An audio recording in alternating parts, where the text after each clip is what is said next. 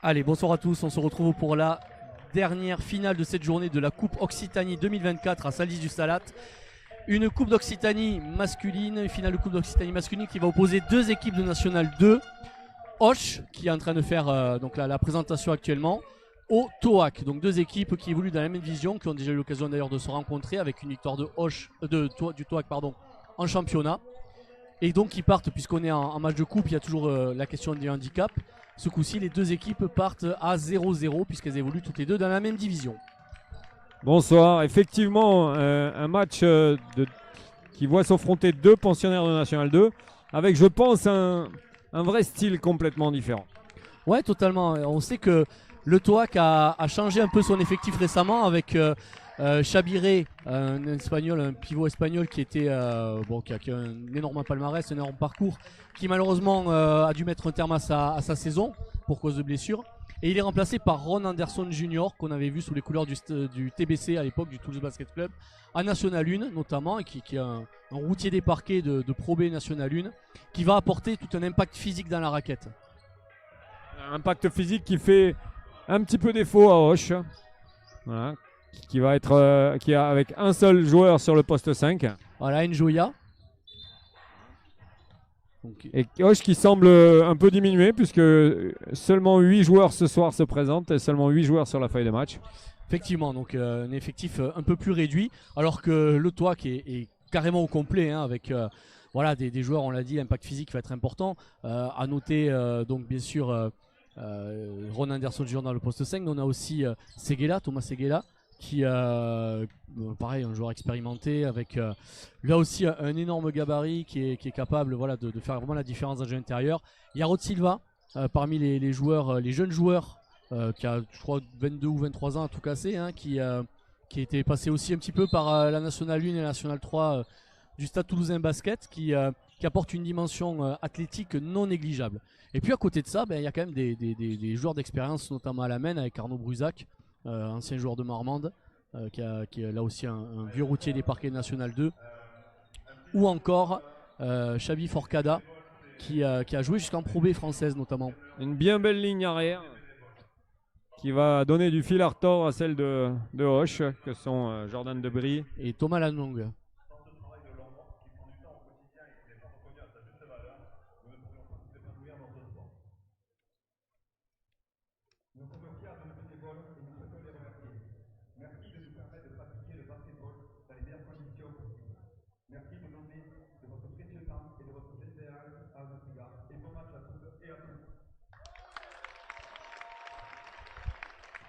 Allez, le petit mot entre les deux capitaines de chaque équipe, Thomas Seguela et Jordan Debris. Et il reste donc 3 minutes avant le début de la rencontre. Cette rencontre qui sera arbitrée par messieurs Pi et Soyer, des arbitres de la division, experts de cette division même. Alors, on disait tout à l'heure que ce sont deux équipes qui jouent en National 2, qui sont rencontrées cette saison, donc victoire du TOAC. C'est pour le TOAC en championnat actuellement, c'est 7 victoires pour 4 défaites. Auch, un bilan inversé avec 4 victoires pour 7 défaites. Voilà, donc des équipes qui évoluent chacune dans une moitié de division différente.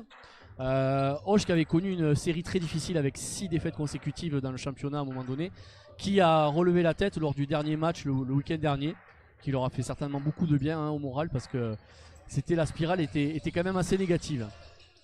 On peut même peut-être se poser la question de l'intérêt de la Coupe de France pour ces deux équipes. Peut-être que les deux intérêts divergent. Ouais, parce que bon, on va le rappeler, on en a parlé lors du match précédent, mais effectivement le fait de gagner cette Coupe Occitanie permet d'être qualifié sur les tours de Coupe de France qui vont suivre. Et bien évidemment, lorsqu'on passe 2 tours de Coupe de France, eh bien on gagne des points qui impactent le classement de championnat. Donc ça peut être extrêmement important en vue d'un maintien ou d'une potentielle montée.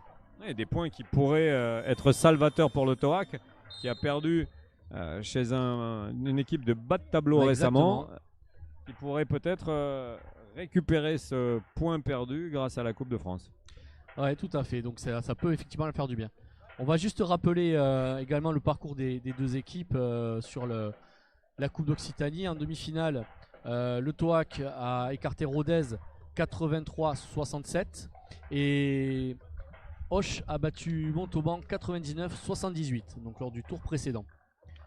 Donc des équipes de championnat de France pour les deux protagonistes de ce soir.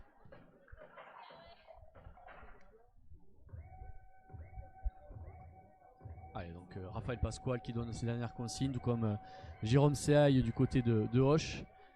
Donc les deux coachs qui ont effectivement préparé ce match. Tu l'as dit, hein, les intérêts divergent, mais une finale, ça reste une finale. Et forcément, accrocher une bannière de plus dans son gymnase, c'est toujours sympa à faire. Oui, complètement. Et surtout, on ne peut pas du tout se fier aux rencontres précédentes et aux antécédents entre les deux équipes. On n'a qu'à s'appuyer sur la rencontre féminine qu'on a eue juste avant. Personne n'aurait parié sur une telle victoire de Canet. Voilà, mais une finale, ça reste une finale et c'est complètement différent de tout le reste. Alors justement, on va rappeler rapidement les résultats de la journée. En U18 féminine, Tournefeuille a battu Gimont lors de la finale, donc U18 féminine. La finale U18 masculine a opposé Montpellier Croix d'Argent contre Toulouse-Dardenne. Merci, Toulouse-Dardenne, j'avais un trou de mémoire. Et c'est donc Montpellier qui l'a emporté. Puis on a assisté à la finale U21 masculine qui a opposé l'OTB à Muret avec une victoire vraiment étriquée de l'OTB, hein, un match à suspense. Et ensuite donc la finale senior féminine a opposé Gimont, l'équipe de National 2, à Canet, National 3. Effectivement, Canet a fait sensation en l'emportant et puis dans les grandes largeurs face à Gimont. Et l'épilogue de cette soirée avec cette rencontre opposant les deux pensionnaires de National 2. Pour les entrées en jeu pour le TOAC. Alors on a Thomas Seguela.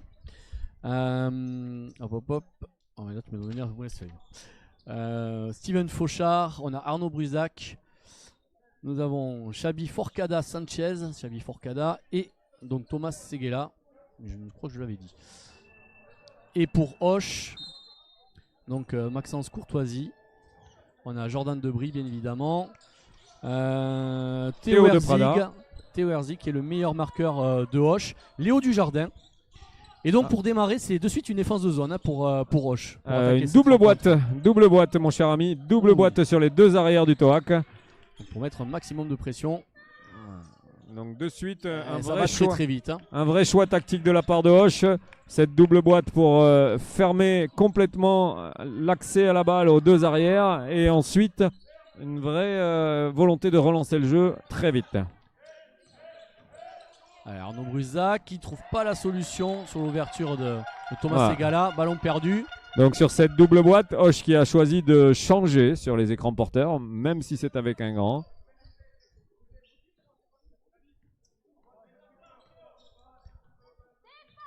Allez, première attaque sur demi-terrain pour Auch. On trouve de suite un tir. Théo de Prada à 3 points. Allez, rebond, il faut que ça relance rapidement. Ce que fait le TOAC, ballon à Steven Fauchard. Il a essayé de mettre la balle sur Ron Anderson, mais c'était un peu trop tard. Ron Anderson avait bien pris sa position préférentielle et le temps que le ballon arrive, le défenseur avait repris l'avantage.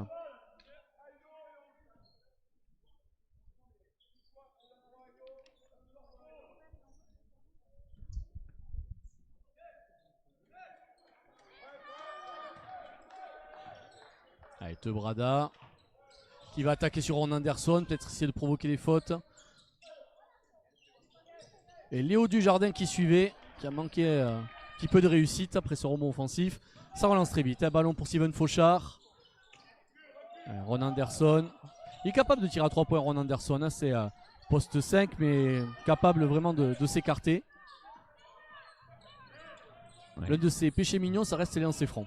Et Forcada qui trouve une passe clairvoyante pour Thomas Seguela autour du jeu d'écran porteur dans l'axe.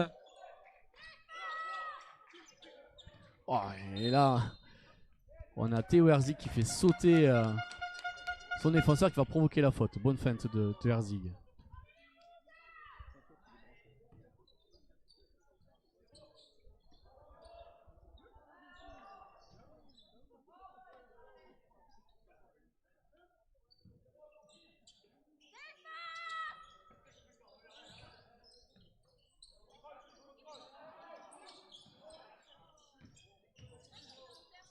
Ouais, bien joué, bien coupé cette passe. Forcada qui a déjà une interception, un rebond, une passe décisive. il va certainement noircir la feuille de stats. Hein. Il a de quoi faire. Et Seguela à 3 points à nouveau. Ah, il a eu un petit temps d'hésitation. Hein. De Prada. La réponse de Hoche. Et le score égalité. Allez, ça relance très vite avec Forcada. La relation en triangle, non, elle n'a pas été exploitée de suite. Mais on arrive quand même à trouver Ron Anderson dans le petit jeu. Ouais, la volonté du TOAC de compresser cette double boîte, de venir amener le ballon très près du cercle. Et puis surtout, quand on l'a dit, hein, avec les joueurs qui sont dans le jeu intérieur du TOAC, ce serait dommage de ne pas leur donner des ballons. Ils ont de quoi largement Jordan l'exploiter. Debris qui attaque le mismatch pour trouver une passe dans le jeu de fixation. Et à 3 points. Allez, Arnaud Brusa qui relance. Steven Fauchard à 3 points, non. Et Ron Anderson dans l'axe. Là, ça joue vite hein, dans le jeu de transition. On ne prend pas le temps forcément de poser le jeu. Et c'est plutôt efficace du côté du TOAC. Ils cherchent vraiment à imposer le tempo. Et quel que soit le poste de jeu, personne n'a de problème à lever le bras, même à 7 mètres. C'est ce qui rend la rencontre plutôt intéressante. Bien joué là l'Eurostep de Maxence Courtoisie.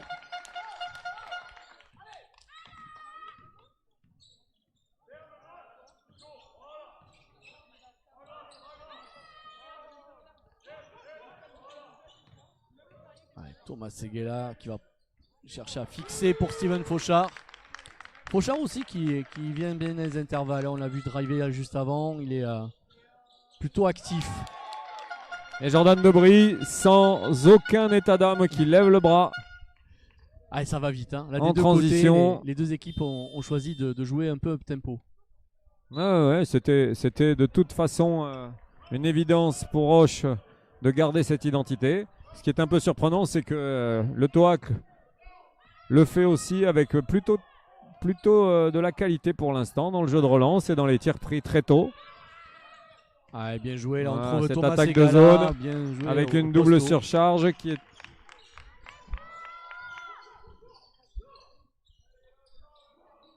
Alors notez l'entrée de Louis Boulère hein, pour Fauchard.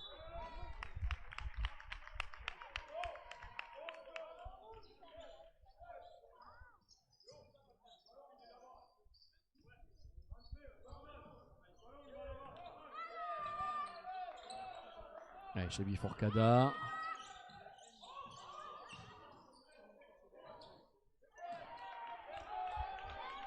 Il va au contact, Thomas Seguela, ça ne paye pas. Un contact assez rude, mais légal. C'est ça. Le défenseur est bien placé. Encore un tir à 3 points de Théo de Prada. Et Hoche reste au contact, 12-11. Et là, on est passé sur une défense de zone un peu plus classique, hein, une 2-3 pour Hoche. Allez, on trouve Chabi Forcada avec un tir un petit peu particulier en 2 temps, là, en descendant. Pas complètement relâché. Non, c'est ça. Hein. C'est vraiment le tir dans la descente plutôt que dans la montée. Allez, entrée en jeu de Thomas Lanlong et de Ousmarou Njoya pour Roche. Qui remplace Léo Dujardin.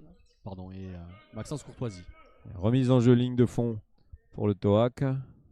Toujours contre une défense de zone de Hoche.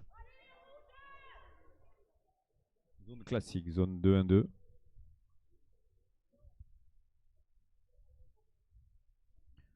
Alors, un petit temps d'arrêt là, le temps que la table de marque. Alors, je crois qu'il y a un souci Carmal, il marque. Non, c'est bon, c'est rétabli, donc le match va pouvoir reprendre après ce petit temps d'arrêt.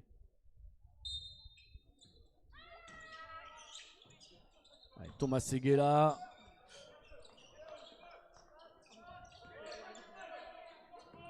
Pour l'instant, ça joue beaucoup en périphérie. Côté de toi, qui n'ont pas réussi à mettre la balle dessous. Mais finalement, à quoi bon, puisqu'il y a des solutions à 3 points.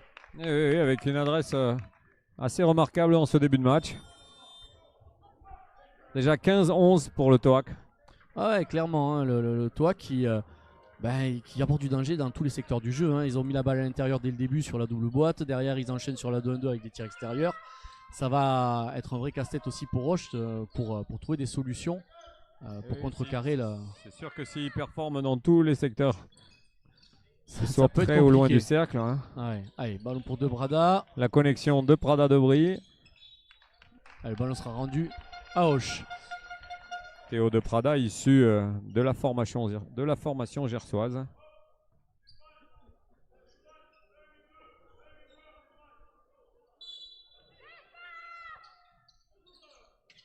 Allez, ballon Njoya à l'intérieur qui va s'imposer face à Ron Anderson avec la faute, bien sûr. Ouais, là, il y a eu un véritable combat dans la raquette. Il a fallu faire sa place. Et c'est pas évident face à Ron Anderson parce que quand il est planté sur les appuis, pour le faire bouger, c'est pas rien.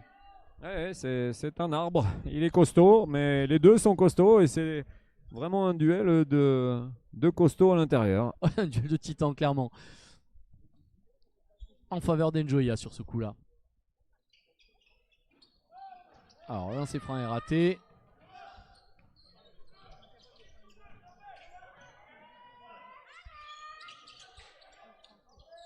Ballon Anderson. Allez, le même duel dans l'autre sens, de l'autre côté. Et pour le même Anderson, résultat. Exactement, un partout, balle au centre. Ah, je pense que Ron Anderson il a dû être vexé là tout à l'heure. Hein. Il a voulu certainement marquer son territoire. Une faute provoquée de Jordan Debris en transition qui met beaucoup d'agressivité et qui était pas loin d'avoir ce panier bonifié avec une faute. Alors, on a Courtoisie qui va faire son retour à Hoche. Et on a également du côté du Toac l'entrée de Florent Sarr pour Arnaud Brusac. D'ailleurs, on n'a pas signalé tout à l'heure, mais Axel Courtial également est rentré en jeu, l'ancien joueur du TBC, qui avait fait, je crois, une saison blanche avant de reprendre cette année au Toac.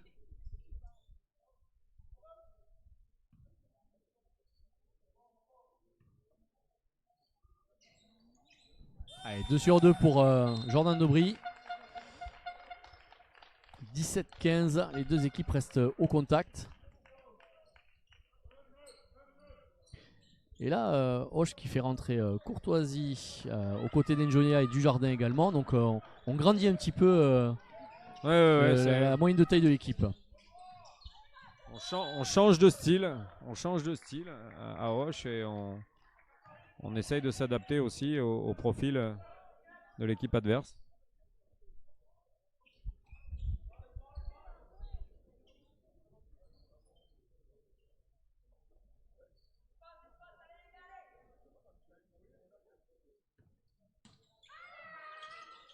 Et un petit écran en diagonale pour libérer Ron Anderson. Allez, Forcada qui se retrouve dans le corner. Pas de souci pour lui. Pas de solution de passe. Et le panier est démarqué lui aussi.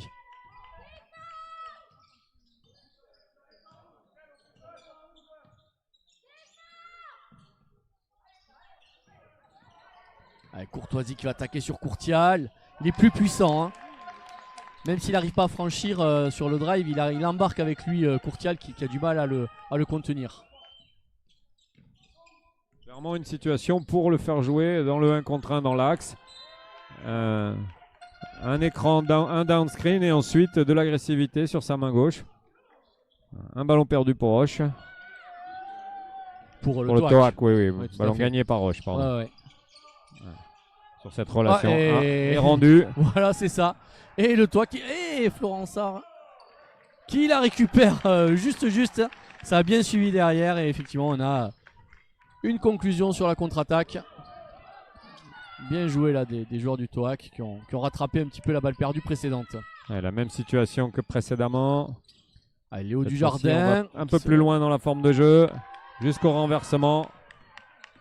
Allez, Courtial au contact. Ah, lui aussi, hein, il a peut-être pas aimé que Courtoisie le drive tout à l'heure. Et une faute offensive. Ouais.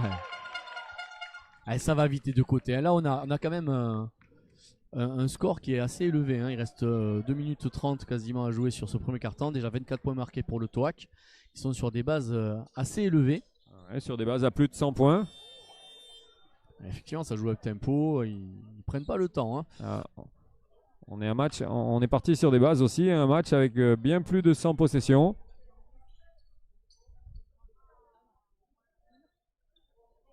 On a pour l'instant des équipes qui jouent toutes les opportunités, qui saisissent toutes les opportunités pour jouer dans le jeu de transition et dans le jeu rapide.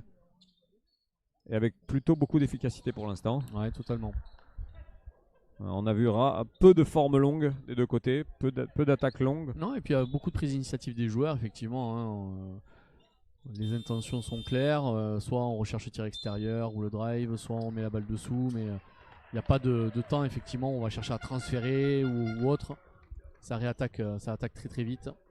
Mais comme tu disais, avec de la réussite surtout.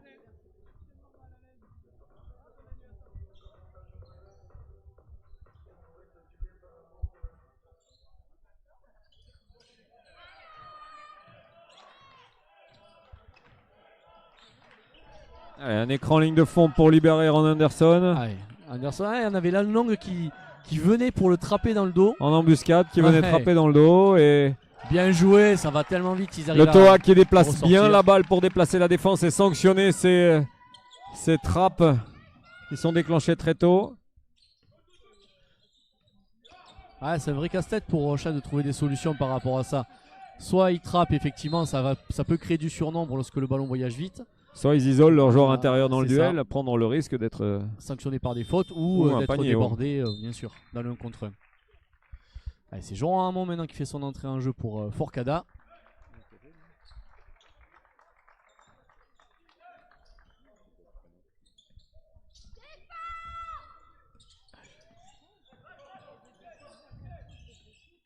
Ouais, la longue qui n'arrive pas à trouver de solution.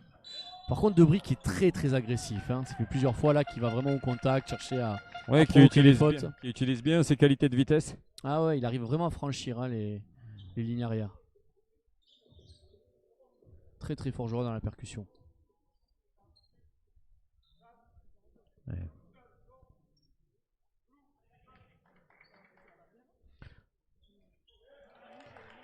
Un premier lancer raté de Jordan Debris. Ouais, parce que Debris comme Lanlong, c'est vraiment une ligne arrière de petit gabarit, hein, 1m70, 1m75. Mais ça va vite, ils arrivent vraiment à percuter, à provoquer des fautes.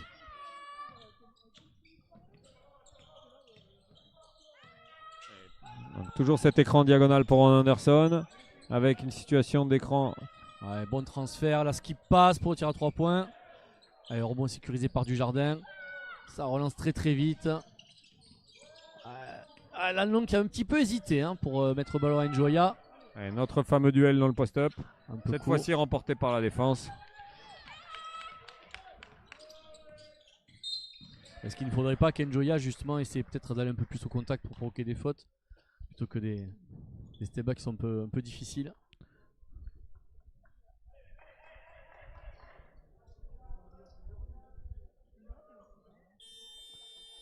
Et le retour de Théo de Prada. De Brada justement pour Njoya. Un très bon début de rencontre, Théo de Brada.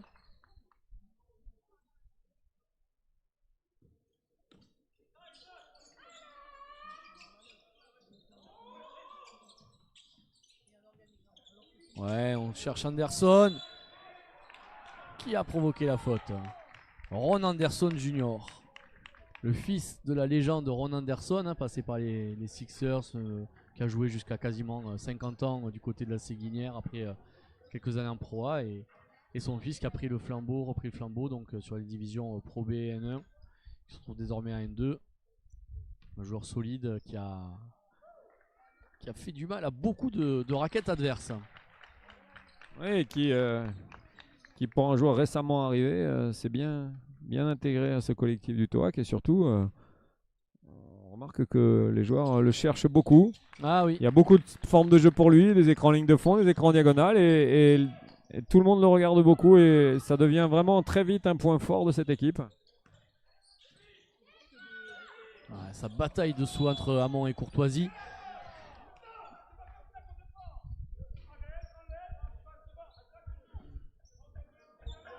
Ouais, joueur en amont qui fait faute dans la situation de post-up. Ouais, qui a voulu combattre sans y mettre, d'après son coach, suffisamment de bagages techniques Ouais, pour un petit défendre peu de ce duel. malice en lâchant, en rompant le contact.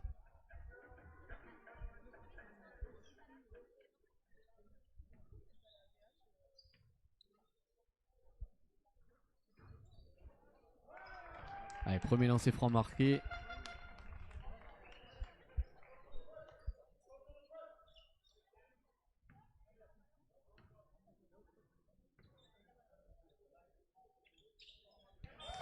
Et le deuxième, ce qui permet au TOAC déjà d'atteindre... Pardon, c'est le Hoche, autant pour moi. Le Hoche qui atteint la barre des 20 points. Une défense tout terrain 2-2-1 de Hoche pour essayer d'enrayer un peu le collectif toulousain. Voilà, avec des zones de trappe près de la ligne de touche. Le ballon sort très très vite. Très court là du tir de Louis Boulaire. Voilà, la zone presse. Un rebond défensif de Théo de Prada et il va gagner le ballon sur cet entre-deux. Ouais. Le Toit qui a attaqué cette zone presse tranquillement en faisant voyager le ballon, ouais, totalement. Ça leur a permis effectivement d'avoir un tir au final, d'avoir un avantage pour Louis Boulaire en posto. Bon, même si malheureusement le tir n'a pas été réussi. Mais c'est intéressant de les voir attaquer cette défense tout-terrain tranquillement. Allez, deux entrées en jeu, Yaro Silva et Koulibaly, Léo Koulibaly pour les 39 dernières secondes de ce carton. 29-20, 29 points déjà marqués par le TOAC.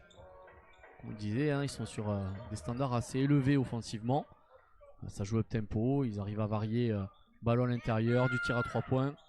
Ça nous change effectivement de la rencontre précédente.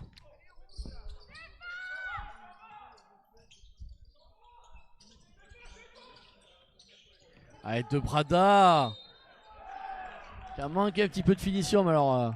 Une faute qui n'était pas évidente. Non, et puis il a une telle amplitude là dans son mouvement de haut cercle. Ouais, pour dans le reverse. C'est un faux joueur intérieur, Théo de Prada. Hein. C'est un joueur extérieur qui évolue sur un poste 4. Et qui est à l'aise avec la balle, qui a un vrai tir extérieur. Et donc dangereux dans le duel face au cercle. Ça, cette forme de jeu 5 annoncée par Jordan Debris était bien choisie pour amener le ballon au bon endroit. Et toujours cette défense 2-2-1. Voilà, pour au moins ralentir la montée le de balle. Le TOAC n'a pas dribblé une seule fois pour faire avancer la balle. Allez, face à la défense de zone. Koulibaly qui trouve Boulaire en tête de raquette. Ça bataille au rebond et ça revient dans les mains des joueurs de Hoche. Léo Dujardin au buzzer. Un petit peu court, il n'avait pas d'autre choix de toute façon que de le prendre. Hein. Oui, là, pressé par le temps.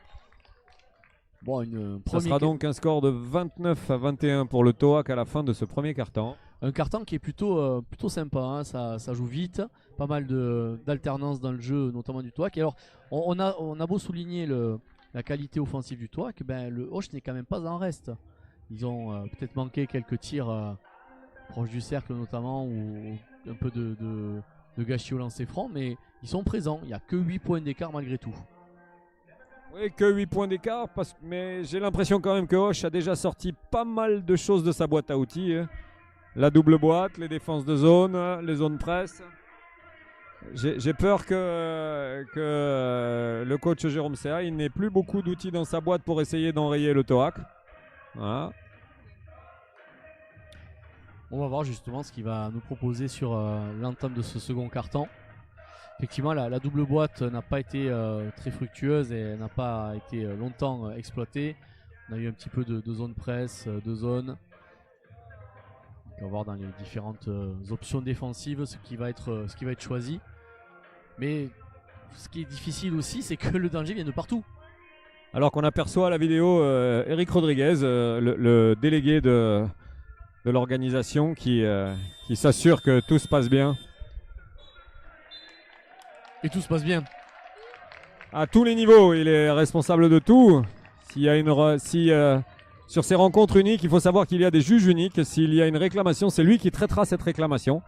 pour pouvoir finir la rencontre grâce à lui.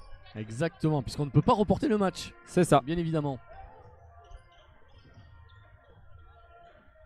Allez, c'est reparti pour le second carton. Ballon à Hoche avec retour de Xavi Forcada. Et toujours défense de zone, 2-1-2. C'est ça. 2-3 même. Ouais, ça défend plus bas effectivement sur la ligne de fond. Avec Théo de Brada. Yaro de Silva qui a importé un écran. Transfert rapide pour Ramon. Pour Sarr, pardon. Florent Sarr à 3 points. Et Debris qui continue d'attaquer en première intention dans le drive. Il me semble, mon cher ami Franck, que c'est Florent Sarès. Alors on dit Sarès ou Sarr? Je crois qu'on dit Sarès et Olivier Sarr. Ou Alexandre. Et à nouveau, dans le renversement sur cette attaque de zone.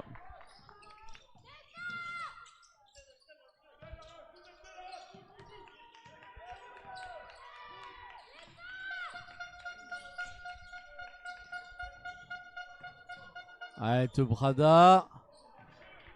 Sur les appuis décalés. Ouais, ça va vite. Il ne faudrait hein. pas que le Toac encaisse, Hoche. score sur cette possession. Il ne faudrait Ouais. pas pour Hoche que le Toac score. Un tir à 3 points Alors bien sécurisé là le rebond de Te Brada. Bon écran qui de a bien retard sur verrouillé le Sevilla. box-out. Ouais, le jeu de transition pour Hoche. Avec un pic dans l'axe qui provoque le switch. Et Debris, ça passe pas. Et là, Lanlong, pardon. Ouais, Pas je pour suis moi. pas sûr que ce soit la meilleure façon d'attaquer le mismatch que Non. de tirer à 3 points en première intention. Ben, là, Hoche, justement, a tendance à jouer beaucoup en première intention. C'est pas forcément là où ils avaient été le plus productifs sur le premier carton. Ouais, peut-être prendre le temps, Ouais. soit de mettre le ballon à l'intérieur, soit d'attaquer ça- avec un boomerang. Très Voilà. agressif là. Un boomerang pass qui permettrait Ouais, d'attaquer ce mismatch avec un peu plus de clairvoyance.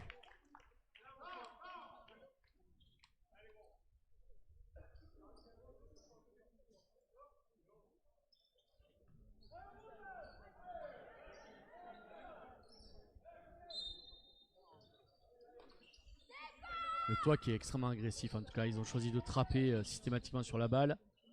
Ouais, Njoya qui fait sa place, mais marché. Ah. Et il a eu un petit peu de chance que Monsieur Pi ne choisisse pas de sanctionner Ouais. ce coup de coude. Effectivement, hein, il a sorti les ailes. Il a sorti un peu les ailes, mais il a préféré regarder ses pieds.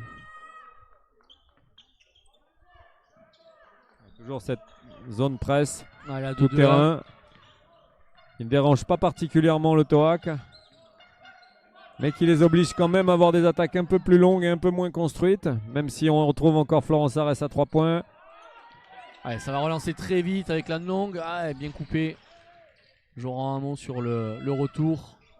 Et qui va attaquer. Oh, il était haut. C'est allé vite là. Ah oui, mais ça reste qu'un lay-up, mon ami Franck. On se calme.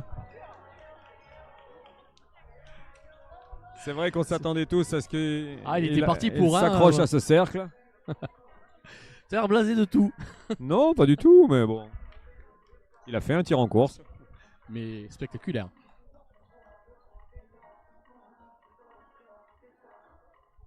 Allez, Tamor pris par Hoche. L'écart qui se creuse, 36-21, 15 points d'avance désormais. Un petit clin d'œil au Tarbes Jess Bigorre qui est en train d'affronter Basketland en Ligue féminine. Donc ce derby du Sud-Ouest et Tarbes qui est en train de gagner. Voilà, on s'intéresse aussi au basket féminin. Évidemment, 66-60 pour Tarbes. Allez les Tarbaises, allez l'Occitanie.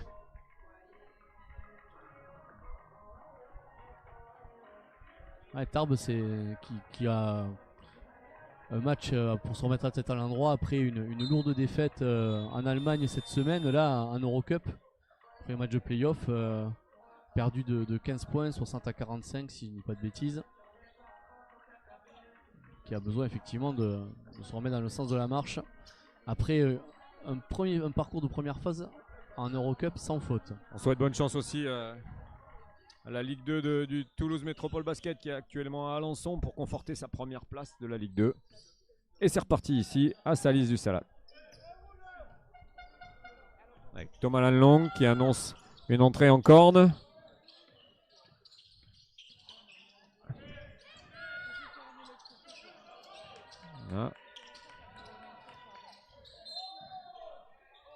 Allez, un panier accordé. Après avoir patiemment cherché à faire rentrer le ballon à l'intérieur. Ouais, c'est surtout que le lay-up a été très bien protégé par Njoya, hein, qui a ouvert le chemin à Lan Long. Ouais, qui voulait beaucoup la balle quand même, mais, Oui, mais mais qui de fait a protégé un peu le post-up avec son post-up.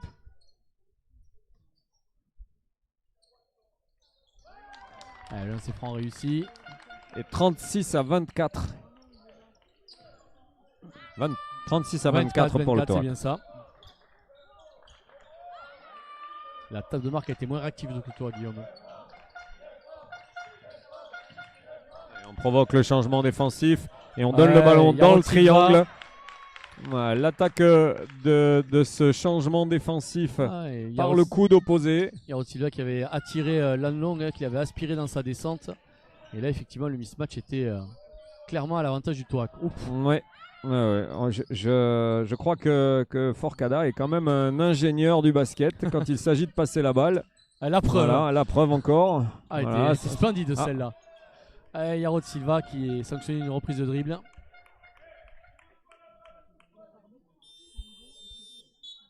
Forcada, hein, qu'on avait vu effectivement donc à Nantes, à Gris-Oberhofen à l'époque en Pro B, qui nous régalait déjà de ses qualités de passe. On a eu l'occasion de le voir en Coupe de France contre Toulouse à deux reprises de saison d'affilée.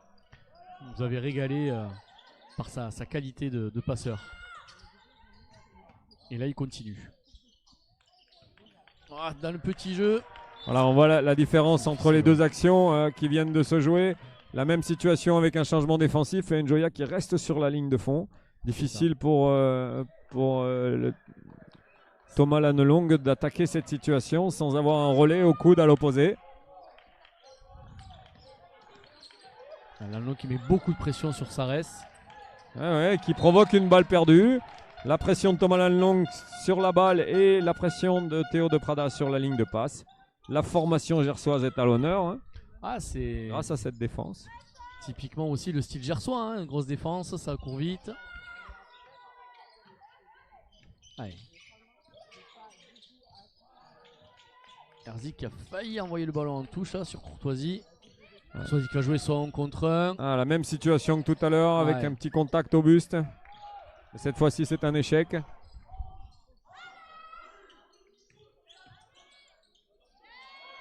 Ouais, bien joué là avec Lan Long qui venait dans la trappe par le bas, par la ligne de fond, et sur le reverse de Yarod Silva, il est venu lui subtiliser la balle.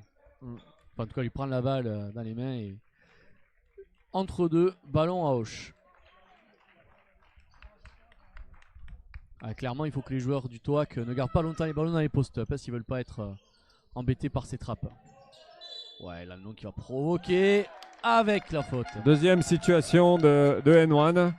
Toujours dans la transition. Thomas Lan Long qui masque un peu ses intentions de drive et qui attaque clairement son vis-à-vis, qui lui rend beaucoup trop de centimètres pour être efficace dans le duel.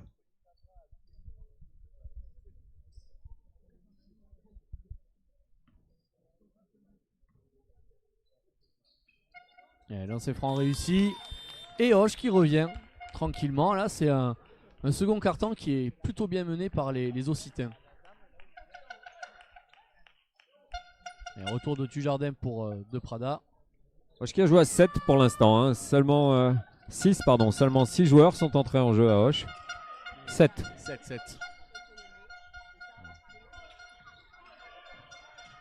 Allez, au Dujardin, qui met de la pression. Yarod Silva qui ne regarde pas le cercle. Hein. Un petit peu tard, alors qu'il avait un tir complètement ouvert. Il est dessus dans la recherche de la passe.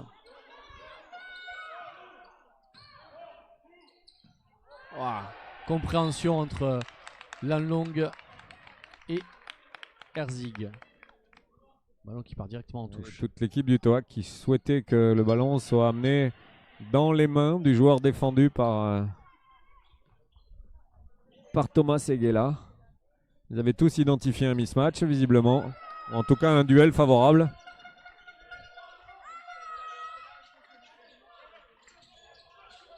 Yarod Silva qui a quand même regardé le cercle. Avec la faute. Forcada qui provoque la faute de Léo Dujardin.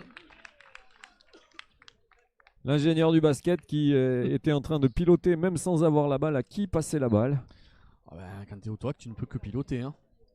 Effectivement. Pilote de ligne.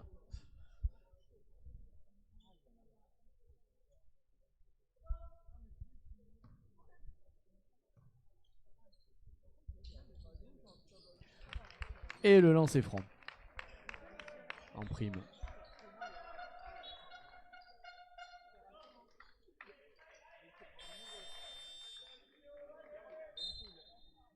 Avec Koulibaly et Anderson qui reviennent pour Courtial et Silva.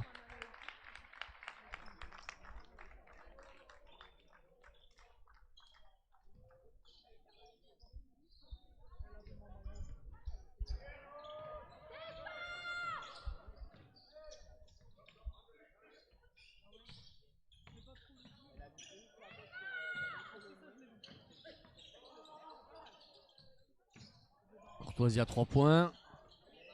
Rebond sécurisé par Anderson.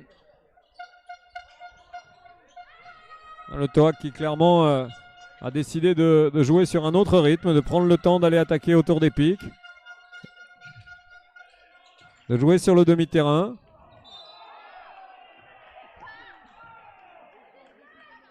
Steven Fauchard qui a mis le pied sur la ligne apparemment. Ouais, une attaque en dribble avec, sur la ligne de fond avec une perte de contrôle. Le coach toulousain pense qu'il y aurait peut-être un petit quelque chose. Monsieur Pi avait l'air pas trop mal placé.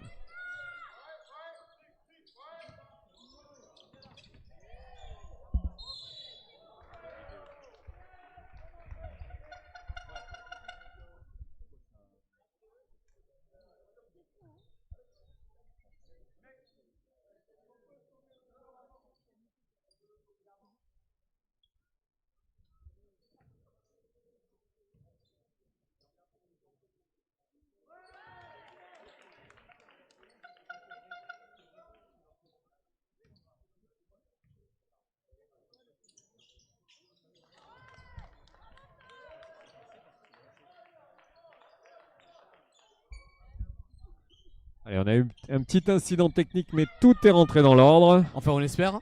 On l'espère. Problème de batterie apparemment. Ron Anderson qui sort un peu des espaces dans lesquels il jouait. Il y Il retourne. va jouer son vis-à-vis. Et le ballon qui lui revient dans le post-up. Il veut vraiment jouer son contre 1. Tire en step back. Bien joué là. Bon rebond de Steven Fauchard qui trouve Koulibaly. Fauchard qui est précieux au rebond offensif. Hein. Son engagement au rebond offensif est vraiment précieux. Et le tir de Théo Herzog, le meilleur marqueur occitan cette saison. Après de 13 points par match. Forcada qui est averti pour simulation sur cette défense. Allez, temps mort demandé par le Toac. 44-32. Le Toac qui avait commencé ce deuxième quart-temps en de suite creusant un écart assez significatif. Et Hoche tranquillement qui avait réussi à combler un petit peu l'écart. Oui, revenir au contact. Sans s'effondrer, sans se précipiter. Ils sont dans le match encore. Ouais, on aurait pu croire que le gap allait s'agrandir et que cette rencontre aurait été plus compliquée pour les Occitans, mais finalement ils sont toujours dans le match. Et c'est une bonne nouvelle pour tout le monde.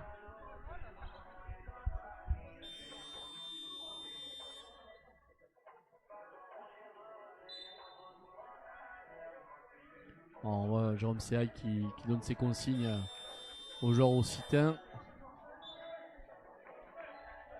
Peut-être d'autres ajustements défensifs.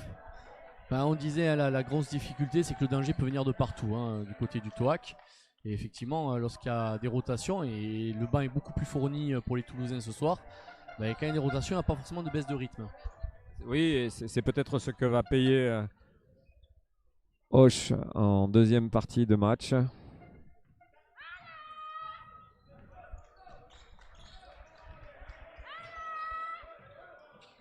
Allez, ballon dans le post-up. Forcada dans le corner. Allez, le ballon qui rentre au post-up et ensuite une situation d'écran entre le poste 4 et le meneur de jeu pour libérer le meneur de jeu. Et Forcada qui se délecte de ces situations de retard défensif.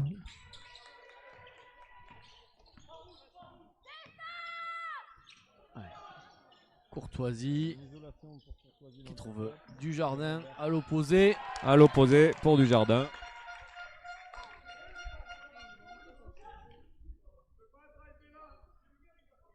On a pu quand même remarquer sur cette rencontre le registre étoffé de Courtoisie qui a joué face au cercle, qui a tiré à 3 points, qui est allé dans le post-up.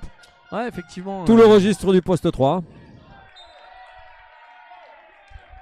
Ouais, et un ballon gagné par Roche. Dans les drives également.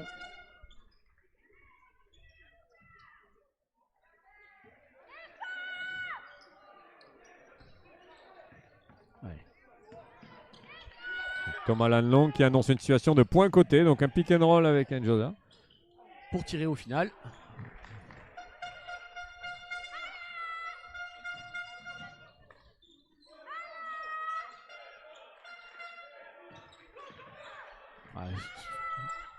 Il y a un switch. Un switch à 3 avec la gestion de la descente du grand par le poste 3 à l'opposé. Un mismatch moins conséquent, plus difficile à exploiter. Forcada a décidé d'exploiter par le tir à 3 points plutôt que dans le renversement. C'est ça, et effectivement avec Njoya qui hésitait à monter un petit peu sur lui, ça a laissé de l'espace même s'il était loin du cercle. Ça a laissé pas mal d'espace à Forcada sur son tir.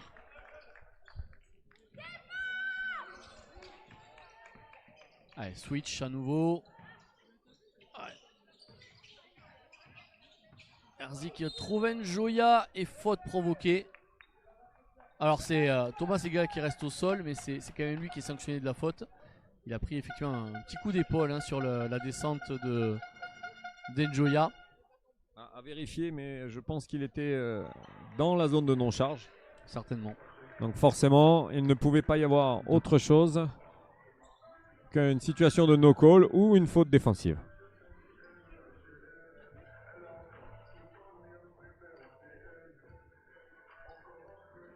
Le ballon sera donc donné à Hoche en ligne de fond. Devant l'armée mexicaine des OTM en formation.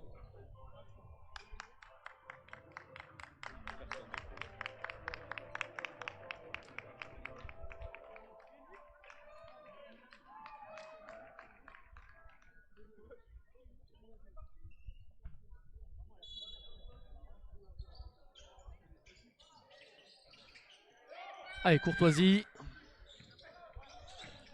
C'est très fort sur le step out là, Ron Anderson. Le Toa qui n'a pas changé sur cet écran, sur ce pick and roll vers la main gauche, qui a décidé de stepper. Donc Ron Anderson qui est sorti fort. Et c'est pas évident parce que ça demande des qualités de déplacement latéral.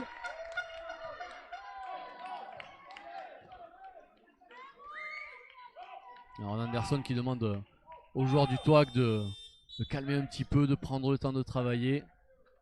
On va lui faire ce signe là à ses joueurs et c'est Sarres qui va rentrer pour Koulibaly justement pour essayer de remettre un petit peu d'ordre là dedans. On a des joueurs qu'on n'a pas beaucoup vu encore du côté du TOAC, je pense notamment à Arnaud Brusac qui est le 5 de départ. C'est vrai, mais qui peut être embêté par une blessure. Je l'ai vu échanger avec la kiné. Donc effectivement, il doit être mis au repos. Un bel écart de Courtoisie.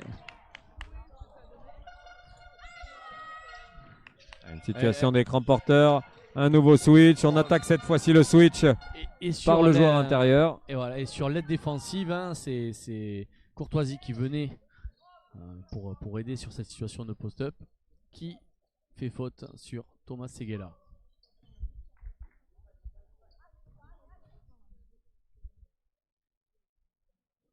Allez, premier lancer franc marqué par Segala. L'écart qui revient à nouveau à 10 points. Ça fait un petit peu le yo-yo là depuis tout à l'heure. Ouais, sans jamais passer sous la barre des 9-10 points. Sans inquiéter réellement le TOAC pour l'instant. La même situation, une situation de down screen enchaînée. Et un pic dans l'axe. Njoya qui... Hop, le pied de Seguela. Ah oui, drôle de situation. Ouais, c'est clair. Parce que là, du coup, effectivement, ça. Un deuxième. Voilà, sauf que là, ce coup-ci, il est pris celui-ci.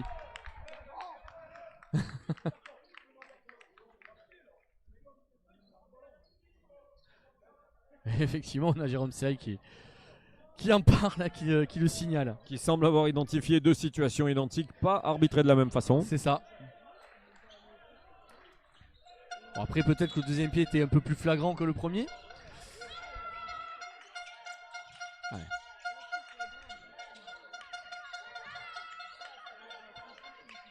Ah, on voit qu'on cherche Ron Anderson. Hein. Ron Anderson qui est très important dans les temps forts. Bien trappé, qui skip la passe pour Sarès à 3 points. Oui, il étire les espaces et il est capable de renverser le jeu. On a trouvé un tir à l'opposé avec ce petit écran non porteur pour retarder la reprise. Avec Koulibaly, il était ouvert, hein, après tout. En soi, c'est pas un mauvais tir. Courtoisie. Courtoisie, j'ai dit quoi? Ah, pardon. Ah, faute de Thomas Seguela.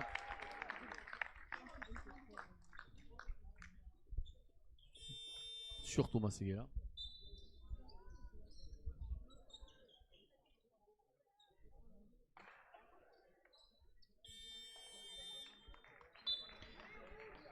Allez, première entrée en jeu pour Raphaël Millet également, qui va remplacer Thomas Seguela s'il met ses deux lancers francs. Enfin, le deuxième du moins. Et Laurent Hamon, lui par contre, qui vient de faire son retour également côté Toac. Du coaching du côté du Toac, de façon à chercher à protéger Thomas Seguela d'une éventuelle deuxième faute. Oui, parce qu'au niveau des fautes, finalement, en dehors de Courtoisie qui a 3 fautes, personne n'est réellement inquiété sur cette première mi-temps. Il y a quelques joueurs à 2 fautes, pas plus. Seul donc Thomas Courtoisie, pour l'instant, est pénalisé. Ouais, Hoche qui prend son deuxième temps mort. C'est ce qui rend aussi cette rencontre un peu agréable et fluide. Ouais. C'est effectivement pas saccadé par de nombreux coups de sifflet.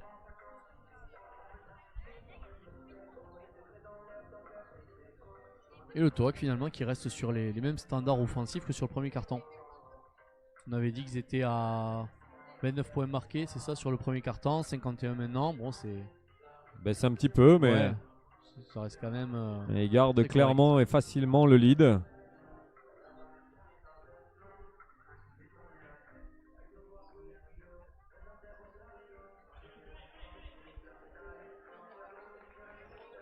Effectivement, Courtoisie, lui, qui rejoint le banc pour finir ce carton. Hein, évidemment, avec 3 fautes, le but du jeu, c'est aussi de le protéger. Qui rejoint le bout du banc même.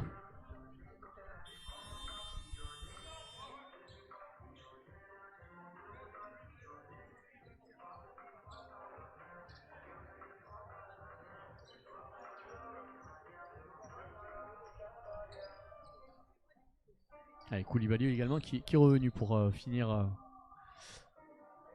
ce carton, ces 25 dernières secondes. On protège les cadres du côté du Toac. Pas prendre de faute. Ouais, la même forme de jeu que tout à l'heure, les deux situations d'écran non porteur enchaînés qui vont se finir par un pic dans l'axe. Voilà, on a repoussé le pic. Et Harzik, il n'a pas réussi à trouver de solution. Il reste que peu de temps, 2 secondes. Il faut tirer. C'est trop tard. C'est trop tard. Hoche n'a pas réussi à trouver de solution avant. Attention, les petites danseuses vont prendre une faute technique si elles rentrent sur le terrain avant que les arbitres l'aient décidé. Et oui, il reste effectivement encore un tout petit peu de temps. Une dernière seconde apparemment, hein, sur ce qu'on voyait. On voit Adrien Soyer qui le signale aux deux coachs. Donc une dernière seconde de jeu. Ça va aller très très vite. Et Hamon, ouais, il n'était pas si mal que ça, hein. Il y avait la direction. Allez, première mi-temps fini sur le score de 51-37 en faveur du Toac. On a dit, c'est un match qui est plutôt agréable à suivre. Ça joue assez vite des deux côtés. Un peu moins de réussite pour Roche qui au final a fait le yo-yo sur cette deuxième quart-temps, mais qui a jamais vraiment décroché, mais qui n'arrive pas non plus à inquiéter suffisamment le Toac. Ouais, ils sont un peu dépendants de leur adresse extérieure et de leur capacité à gérer les duels à l'intérieur. À noter quand même ce soir, au-delà du basket, que on peut féliciter les publics des deux clubs et des deux équipes. Ouais, c'est très parce que correct. c'est vraiment très correct et très cordial. On n'a pas vécu ça toute la journée. Malheureusement, mais aujourd'hui, ce soir, on passe un excellent moment grâce aux gens qui supportent, mais qui qui encouragent les équipes et qui restent courtois, ce qui doit plaire d'ailleurs à Maxence Courtoisie. Évidemment. Allez, on va couper sur cette mi-temps. On se retrouve dans quelques minutes pour la deuxième mi-temps, tout à l'heure.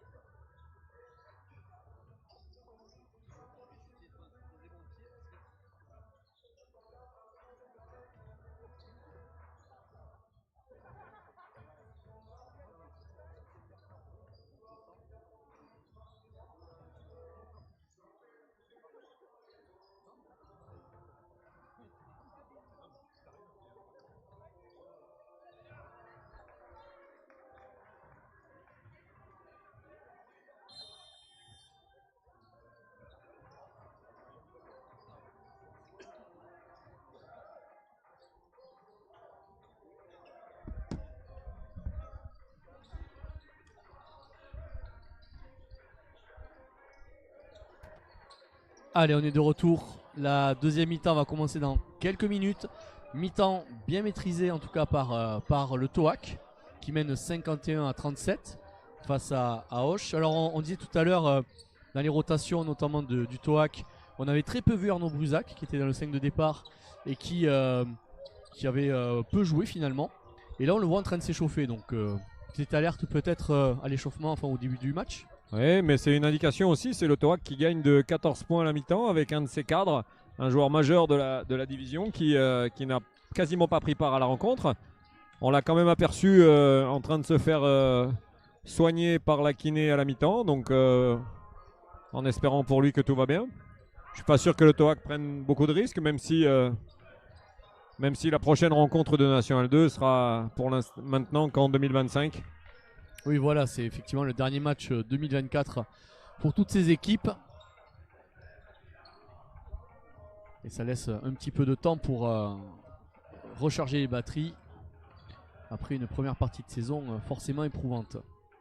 Et on va partir pour cette deuxième mi-temps bientôt, en espérant que les deux équipes nous fassent lever un peu la salle et crier. Ah mais exactement, donc j'espère qu'on aura des lay-ups qui vont nous enflammer. Et peut-être des dunks, on va savoir. Ou des actions spectaculaires, des passes, des contres. Enfin, tout ce qui nous enflamme quoi. Ce qui vous enflamme. T'es blasé toi. Moi je m'enflamme avec la qualité du basket proposé par les joueurs du TOAC, par le jeu de transition et les tirs à 3 points de Auch. Il y a les spectateurs et les autres, les puristes.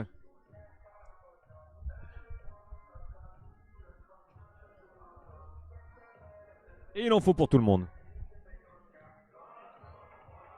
Allez, sur ces belles paroles, on va redémarrer dans quelques secondes pour la deuxième mi-temps. On va voir un petit peu les ajustements aussi propos. Notamment, il y a quand même de grosses différences de gabarit. Et c'est difficile pour les joueurs de Auch de contenir la puissance de Ron Anderson notamment, ou même Thomas Seguela qui est capable de jouer aussi bien près du cercle que loin du cercle. Donc c'est quand même assez difficile de le tenir. On a vu effectivement qu'il y avait des différentes situations de défense de zone, mais qui n'ont pas forcément ralenti l'attaque de Auch. Peut-être presser un petit peu plus pour voir ce que ça peut donner, essayer de les bousculer un petit peu, les sortir de leur zone de confort. Ouais, peut-être une défense mixte un peu, ou changer un peu d'options sur les pick and roll, je sais pas. Avec le retour d'Arnaud Brusac justement. Ouais, tout à fait, Arnaud Brusac qui revient sur le terrain sur cette deuxième mi-temps. Voyons voir si Auch tente quelques ajustements.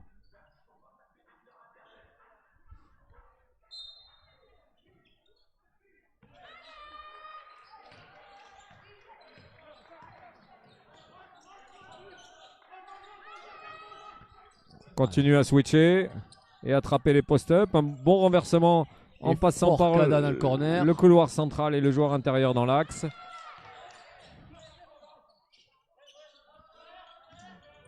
Njoya qui défend sur Seguela.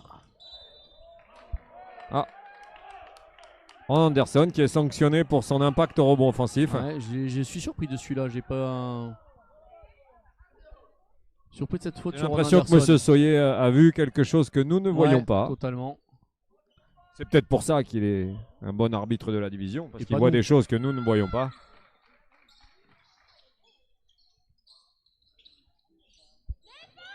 Allez, toujours cette situation d'écran dans l'axe. Toujours cette situation d'écran dans l'axe. Pour Auch, ce renversement à l'opposé de la rotation. Malheureusement pour Auch, le TOAC qui a le temps de changer à 3 avec ses longues passes diagonales. Un peu d'activité des bras sur cette situation qui ralentit le jeu de passe. Ils sont présents sur ces rebonds longs. Avec pas mal d'activité là avec Forcada. Et deuxième faute offensive de suite de Ron Anderson. Et Jordan Debris. Jordan Debris qui a voulu manifester il a voulu avec chambrer. Enthousiasme. Je ne sais pas s'il a voulu chambrer, mais en tout cas, il a manifesté son émotion et son enthousiasme. Il sera sanctionné d'une faute technique. Donc, ce sera un lancer franc pour le TOAC et la possession pour Auch. Donc, pas forcément une bonne affaire cette faute de Ron Anderson, puisque derrière, elle est malheureusement sanctionnée par la faute technique de Jordan Debris. Ça n'est que pour l'instant sa deuxième faute à Ron Anderson. Et pour Jordan Debris, sa première.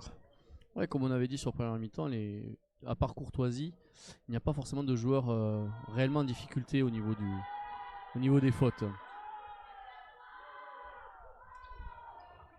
Ah, on a parlé de Courtoisie à la mi-temps et notamment et du pas que du public. joueur. Notamment du public. Je crois que on n'aurait peut-être pas dû parler trop vite. Oh, ça s'est vite calmé. Hein. Oui, oui. Les supporters gersois qui manifestent leur mécontentement auprès de Ron Anderson. Mais je suis pas sûr qu'ils comprennent quoi que ce soit aux Français. Si. Ça fait quand même suffisamment longtemps qu'il est par là. Situation de pick and pop avec une réattaque dans l'axe. Le petit jeu d'Enjoja. Et un ballon qui touche pas le cercle. Ouais, mais c'est bien joué de la part de Léo Dujardin là, de mettre de l'agressivité justement. Pas figer le jeu. Ah, et les esprits qui s'échauffent un peu, Ron Anderson. Ouais, ça touche là. Toujours cette hein. situation de renversement à l'opposé pour Brusac qui tire après dribble. Et Jordan Debris qui est sanctionné sur la faute. Thomas Lanlong. Thomas Lanlong qui est Excusez-moi, j'y arrive sanctionné. pas. Et oui, parce qu'une des conséquences du mismatch, c'est aussi évidemment le rebond défensif. Donc c'est aussi malin de la part du TOAC de renverser vite et de tirer vite pour pouvoir exploiter ces situations de rebond off, de mismatch dans le rebond off.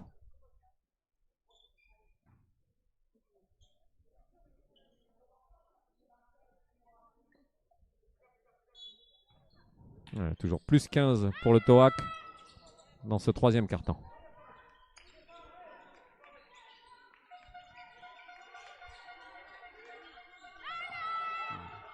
Ouais, ça a switché. Et Forcada. Bon rebond de Ron Anderson qui a vraiment un avantage. Et Ron Anderson de gabarit non négligeable.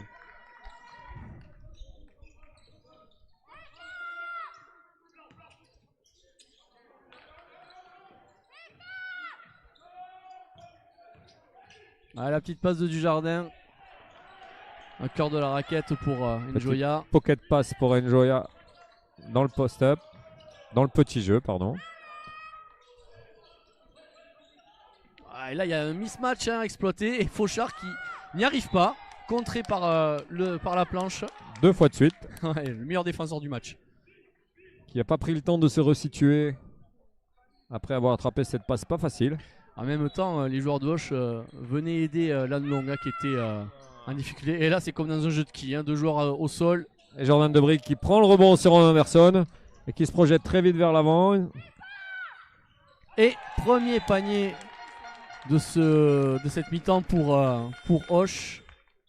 Jordan Debris est un joueur de caractère. Ce qui s'est passé au début de ce quart-temps peut faire qu'il va prendre un peu les choses en main pour emballer un peu la rencontre. Allez, il a le talent Léo pour ça. Léo Lataste qui fait sa première entrée en jeu sur ce match. Un jeune joueur de 2m01 et de 17 ans seulement. Tout jeune joueur, oui, de 2m01. Encore un produit de la formation gersoise. AOC.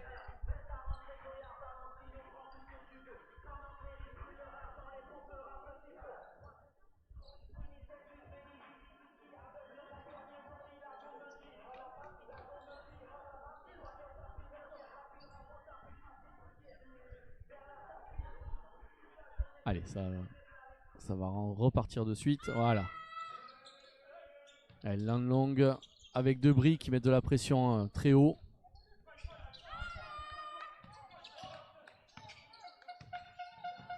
Allez, ballon pour Seguela qui impacte fort dans les post-up, qui arrive à trouver Brusac à l'opposé. Et c'est Léo Lataste qui est sanctionné sur le rebond.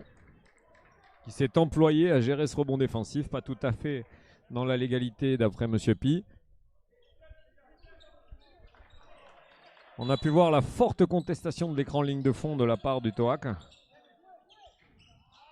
En parlant de contestation, là, on a vu un bel écran de retard de Lanlong. Et Jordan Debris qui impulse un tempo très élevé à son équipe.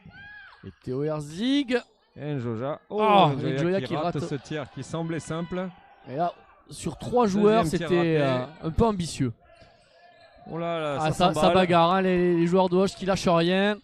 Et Debris à 3 points. Ah, les joueurs de Hoche qui n'ont rien lâché, qui sont bagarrés malgré des échecs, qui n'ont pas baissé les bras. Et ça leur permet de rester toujours au contact. Alors, enfin, au contact, il y a 12 points d'écart, mais ils lâchent pas, quoi, en tout cas. Ils laissent pas le toit s'envoler. Je crois que Ron Anderson ne se rend pas bien compte qu'il a pas bien choisi sa proie avec Jordan Debris. Parce que Jordan, c'est quelque chose qui l'anime. C'est un garçon de challenge avec du talent.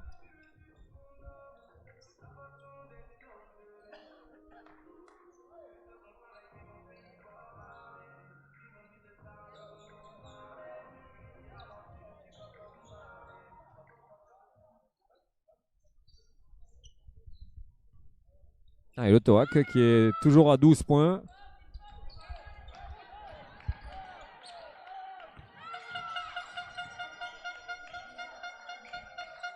Forcada, Forcada qui a décidé d'aller chercher les conséquences de la défense du petit Lataste sur Thomas Seguela. Voilà, toute l'équipe de Hoche qui... ça va très vite là côté Hoche, hein. Là, ils ont vraiment choisi de relancer, d'accélérer le tempo. Et Seguela en plus qui est sanctionné de la faute.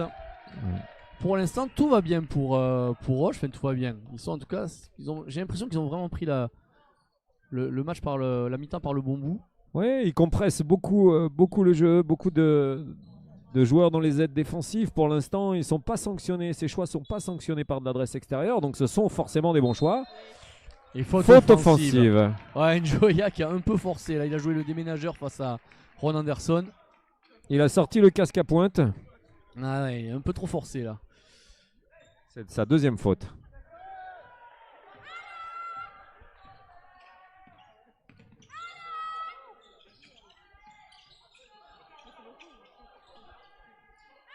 Ouais, Seguela qui sur vraiment un véritable avantage sur la Taste.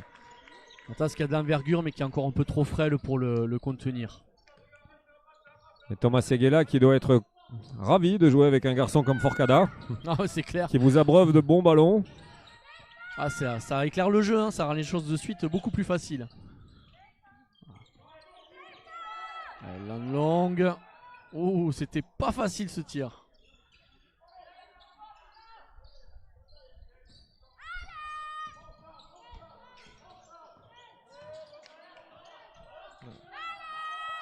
Ça trappe hein, sur Seguela, les choses sont pas faciles. Et encore cette passe diagonale pour Brusac.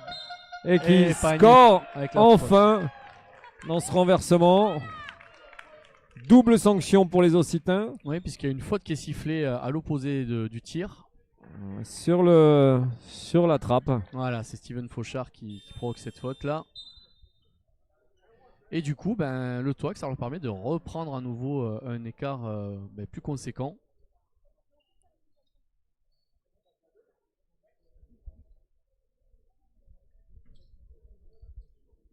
De lancer parce qu'on était sur une situation de rebond.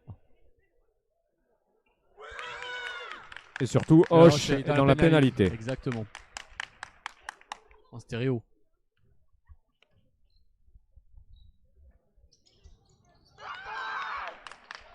Allez, 2 sur 2 pour Fauchard. Et là, l'écart qui gonfle à 19 points. Avec cette action à 5 points.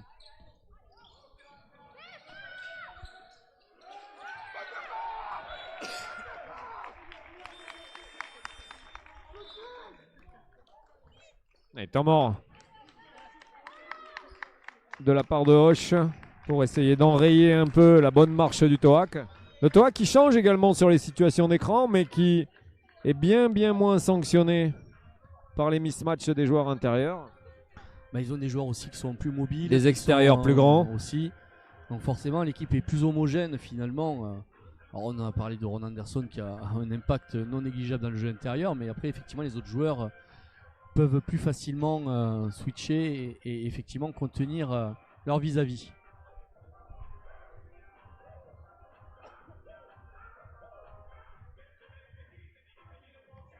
Il reste 15 minutes dans cette rencontre, plus 19 pour le Tohac.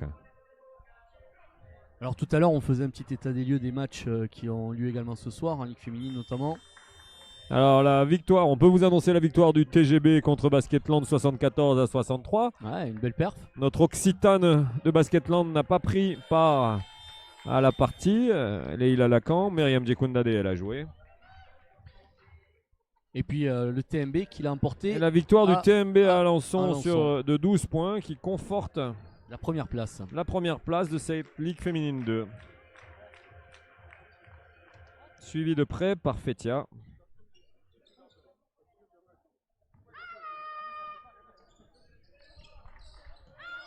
Le basket occitan va bien.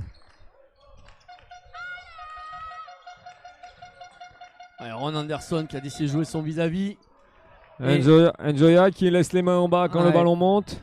Et du coup qui va être sanctionné de sa 3e faute. 3e faute qui me semble plus évidente pour nous que pour lui. Ouais, totalement, parce qu'effectivement il a bien les mains sur les bras d'Anderson. Mais là ça va compliquer les choses pour Jérôme Seaille, parce que ça Njoya à l'intérieur, ils vont manquer un petit peu de... Il y a un manque de rotation sur ce poste de jeu là. Ouais, j'ai bien peur que ce soit le coup fatal pour Roche. Si Njoya devait sortir. Après, surtout avec un Ron Anderson dominant. C'est ça. Après on a très peu vu Théo Herzig là depuis la reprise. Et de Prada également. Oui, c'est vrai que Théo de Prada n'a pas joué. Et Herzig aussi, il me semble, non? Oui, mon cher ami. Une faute provoquée, Jordan Debris sur cet écran porteur. Jordan Debris, gersois d'adoption, mais tarné. Exactement, il jouait à Albi dans sa jeunesse. À Carmo même, Carmosin.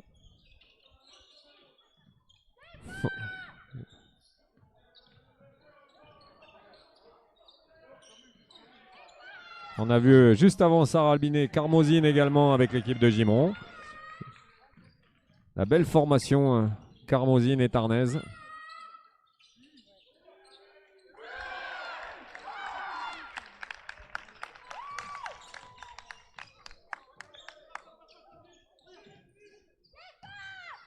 Njoya qui s'impose.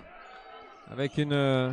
Il a quand même. Avec le Toac qui ne switch plus, le Toac qui ne change plus sur les situations de pick and roll, mais qui sort sur des situations de flat et des rotations intérieures-intérieures, puisqu'on a vu là maintenant qu'il switch avec le joueur intérieur qui gère la descente du grand. Voilà, c'est intéressant cette adaptation du Toac pour pouvoir ne pas laisser Njoya avec de l'avance. Et effectivement, Njoya qui a été mise en difficulté à chaque fois, il n'a eu aucun tir ouvert sur toutes ses descentes. Il est constamment contesté.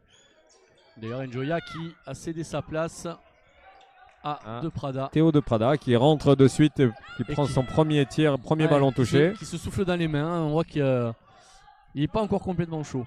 Bah, il fait pas super chaud dans le Comminges. Il pleut surtout. Ouais, bien joué, la passe sur la ligne de fond. On sort pour Forcada.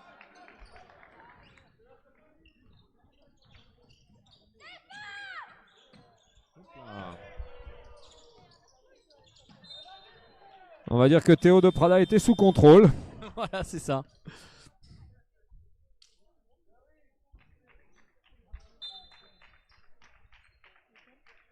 Ouais, l'écart qui se creuse, 65-42 pour le Toac. Ouais, là, pendant longtemps, le Hoche était resté aux alentours des 10 points en faisant un peu le yo-yo. Et là, ils sont en train clairement de prendre un éclat sur ce troisième carton. Grande difficulté pour scorer, plus de duels gagnés, plus de décalage trouvé. Même si Thomas Lanlong provoque une faute. Mais une difficulté aussi pour Roche, et on l'avait dit, c'était le fait que le banc soit assez court finalement avec peu de joueurs présents, contrairement à Hoche qui est venu en grand nombre et qui peut qui vient en grand nombre et qui peut se permettre effectivement beaucoup de rotation et de gérer différemment, notamment au niveau des fautes. D'ailleurs très peu impacté par les fautes. Les rotations ils sont pour beaucoup.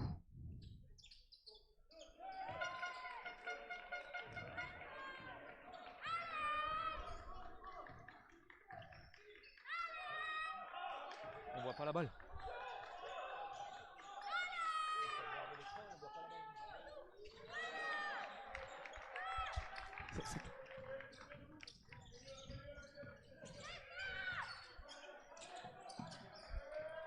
Oh, la longue.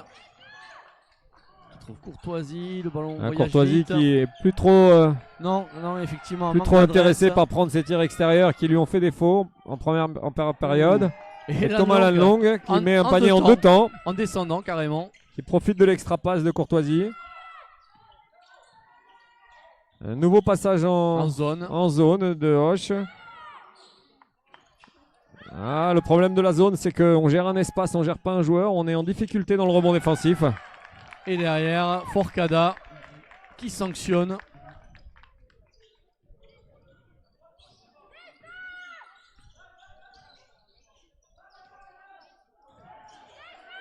Léo Dujardin là qui n'arrive pas à attaquer. Il tente d'enrouler son défenseur et l'aide intervient très vite.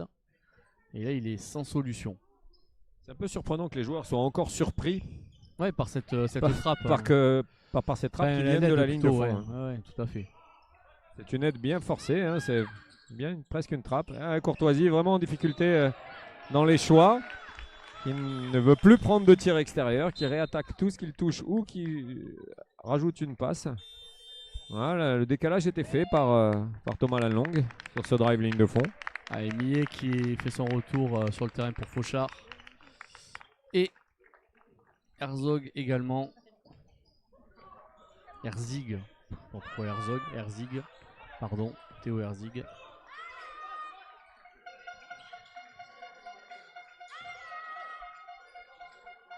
Allez.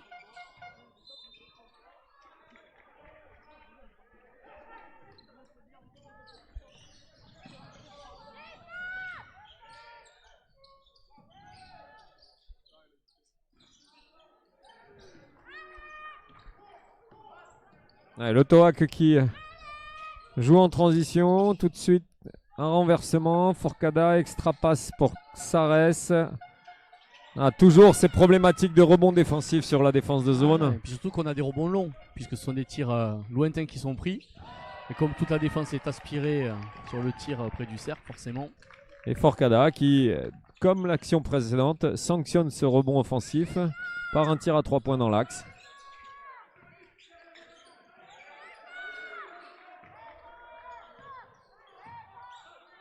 Courtoisie, toujours en manque de réussite. Comme on disait, effectivement, manque d'adresse extérieure. Il cherche à percuter pour trouver d'autres solutions. Manque d'adresse là aussi. Ça devient compliqué. Encore un rebond défensif. Là, c'est le joueur qui est venu à nouveau sanctionné. Ils arrivent dans le dos de la défense ça, pour Louis Boulère qui n'était pas contesté. Déranger le rebond défensif. Il a 30 points d'écart, ça y est.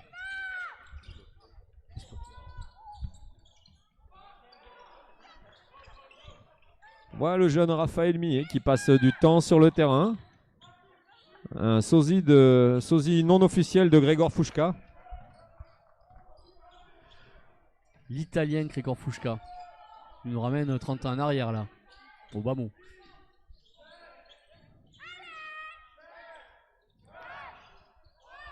Et Forcada, très con, qui est très loin aussi en même temps.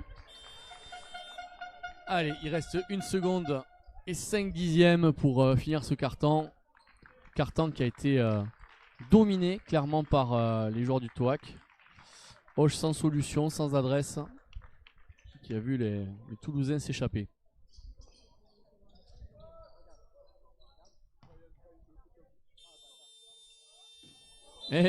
Courtoisie qui était à 2 doigts de le marquer celui-ci. C'est presque son tir le plus près du cercle. À 3 points en tout cas. Il a fait quelques écarts.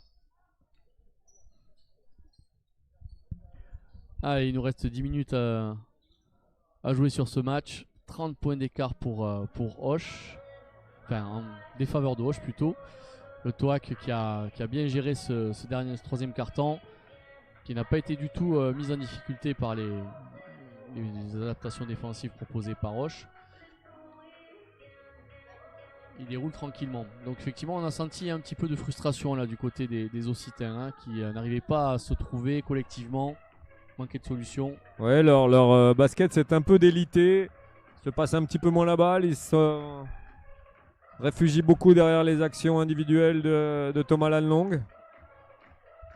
Ah, c'est difficile pour eux quand la fatigue commence à venir. Là. Et puis ça reste quand même une opposition contre un Cador de leur division. Ouais, parce que Hoche actuellement, donc on avait dit qu'il y a cette victoire, 4 défaites en championnat et encore voilà, sur les défaites, il y en avait une notamment qui fait un petit peu tâche contre une équipe de bas de tableau. C'est que là les joueurs du TOAC auront à cœur et ils l'ont fait d'ailleurs en gagnant un match de prestige le week-end suivant. Ils ont bien c'est une défaite qui quand même a un double effet parce qu'elle ne rend pas non plus service à Hoche dans la course au maintien. Et oui, puisque c'est une équipe de bas de tableau qui prend une victoire précieuse effectivement.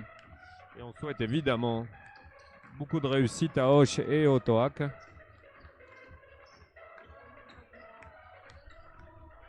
Il faut sortir, mesdemoiselles.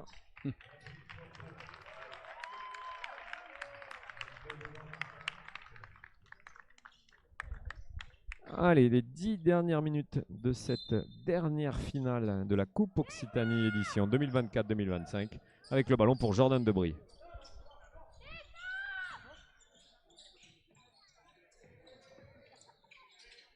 Bon step out là pour ralentir Herzig.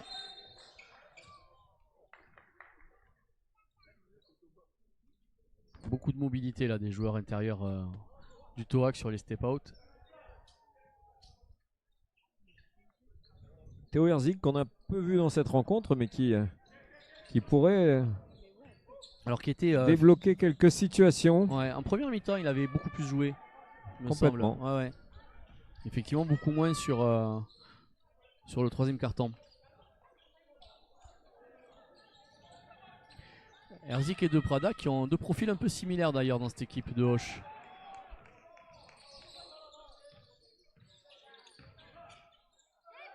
Courtoisie toujours en manque d'adresse. Rebond offensif de Théo De Prada qui va se retrouver au lancer franc. Courtoisie qui passe pas trop la balle. Non. Début de quatrième quart-temps, on avait des joueurs de Hoche qui s'étaient projetés très rapidement et qui étaient tout seuls devant. Oui, et puis le problème c'est qu'il a un manque d'adresse et c'est difficile pour lui ce soir et c'est peut-être pas la meilleure des solutions d'aller forcer ce genre de tir. C'est plutôt pas mal contenu par les joueurs du TOAC.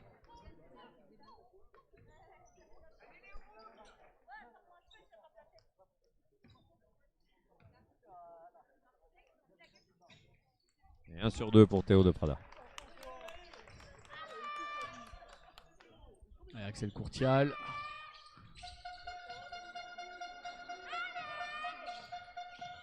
Oups, Sarès qui était à deux doigts de la perdre. Et qui la perd. Mais ouais, il n'y avait pas d'angle de passe là, c'était bien défendu par De Prada. Stopper son dribble, c'était difficile de faire rentrer le ballon dans le jeu intérieur. En étant dans l'axe. L'angle de passe n'était pas bon du tout et De Prada avait bien coupé la ligne de passe sur Silva. Yarod Silva qui n'a pas pu se démarquer.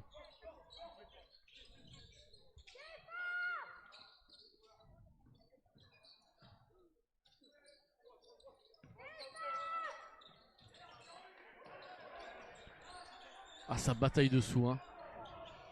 On a vu De Prada qui a essayé de prendre sa position préférentielle, mais qui a été bien contenu par Silva qui s'était carrément assis sur lui. Oh, bien joué, belle fixation. Profiter du fait que Silva soit venu dans l'aide défensive pour se présenter dans le petit jeu. Je trouve que Hoche joue bien mieux quand le ballon est dans les mains d'Herzig. Ouais. Et qu'il participe à l'animation du jeu.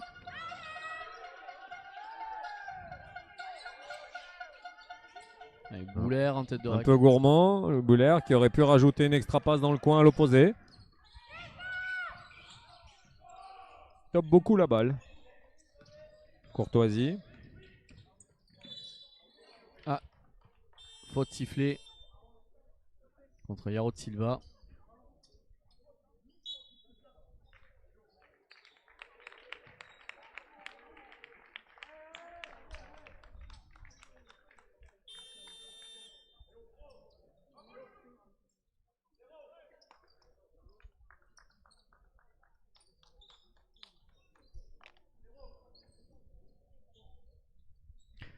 De Prada qui sort rapidement. Et Herzig également.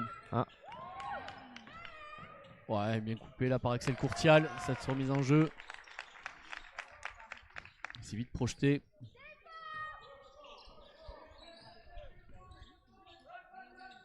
Allez, ballon du Jardin.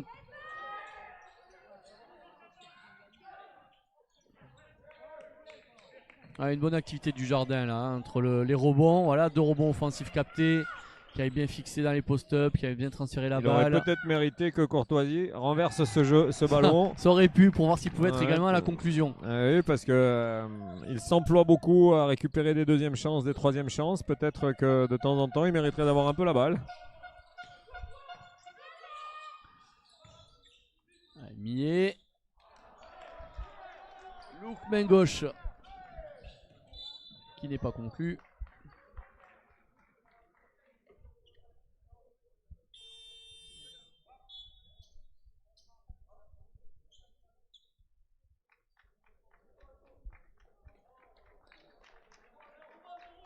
Allez, Raphaël Millet qui sort et qui laisse sa place à Joran Hamon.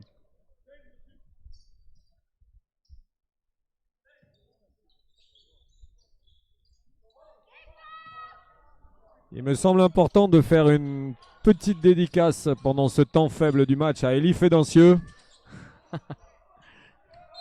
ancien joueur de cette équipe du TOAC Et, coach, et membre encore, actif de l'équipe technique du TOAC, qui fait briller les jeunes pépites du TOAC en U15 Elite.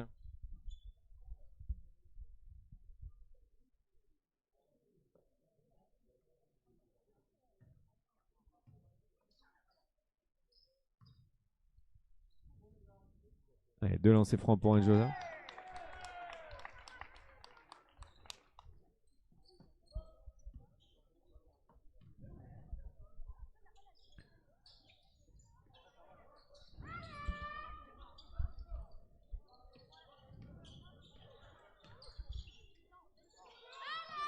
Une entrée encore un écran diagonal pour Thomas Seguela, qui va encore une fois trouver la passe diagonale à l'opposé. Voilà, tout va bien. Ah, Debris qui avait anticipé ce coup-ci, Ouais. l'extra passe. Ouais.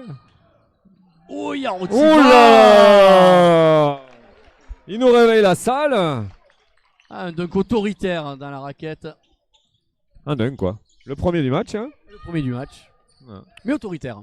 Ouais. Moi qui suis adepte du basket féminin, jusqu'à là, on avait autant de dunks que dans les matchs de basket féminin.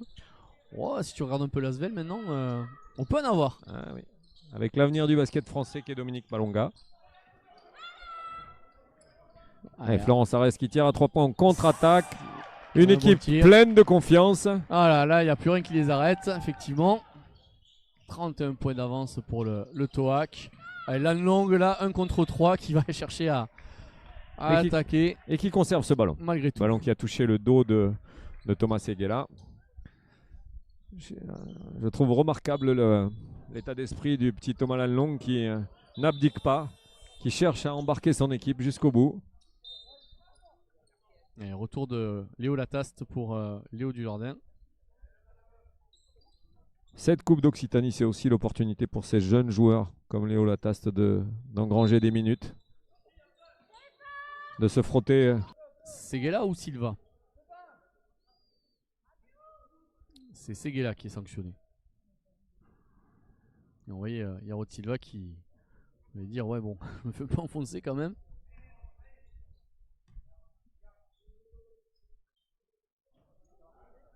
Ouais, Njoya qui a fait 1 sur 2 sur la série précédente.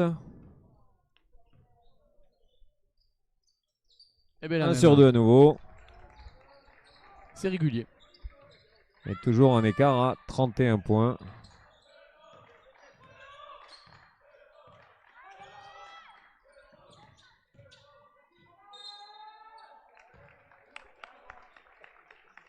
Genre un nom qui va provoquer la faute de Léo Lataste.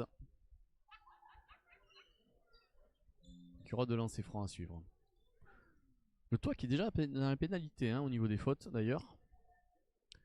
Je suis en train de regarder le tableau des fautes. Je n'en ai qu'une seule, mais le toit qui est déjà dans la pénalité.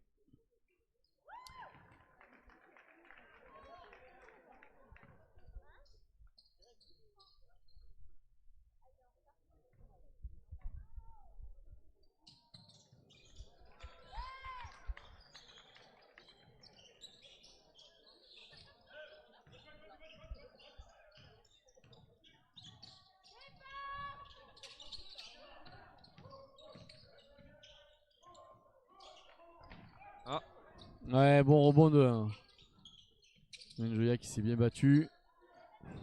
Un peu court.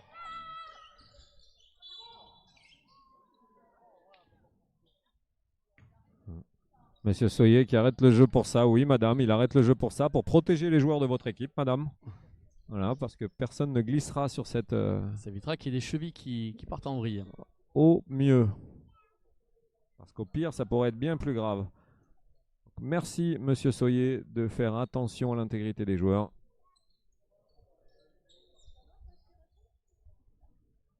Donc, même si ça ne plaît pas à tous les supporters. Le ballon est rendu à Hoche avec 12 secondes à jouer sur cette possession. On en profite pour féliciter le club de Salis du Salade qui a merveilleusement bien organisé ces finales de coupe régionale. On voit les deux jeunes filles qui viennent d'essuyer. Tout le club était mobilisé pour une organisation parfaite, comme ils savent si bien le faire. Njoya dans l'ouverture de cet écran. Et un panier Yaro Silva dans le post-up en puissance. Et l'écart est de 30 points. 85 à 55, il reste 5 minutes à jouer. Toujours ce fameux écran pour Thomas Seguela dans le post-up. Et Léo Lastast qui est clairement ciblé par les joueurs du TOAC. Ah ben là, clairement ciblé dans le duel de tenir, par les joueurs du TOAC. Et pourtant, on a Courtoisie qui était venu également aider pour soulager un petit peu Léo Lastast. Mais là, c'était quand même difficile. Une fois que le ballon est dans les mains de Seguela, difficile de le contenir.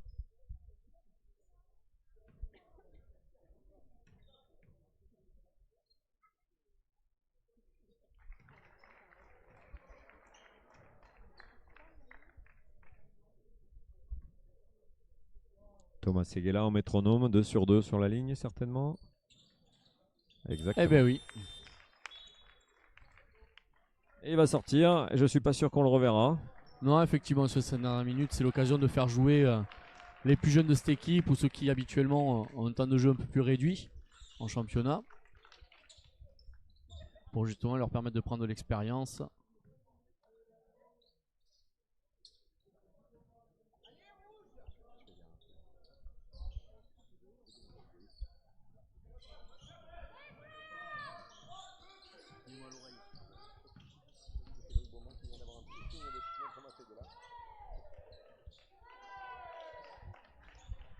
Njoya qui a décidé clairement qu'il ne lâcherait pas et qu'il jouera tous les duels jusqu'à la fin. Et il score encore 2 points dans le post-up.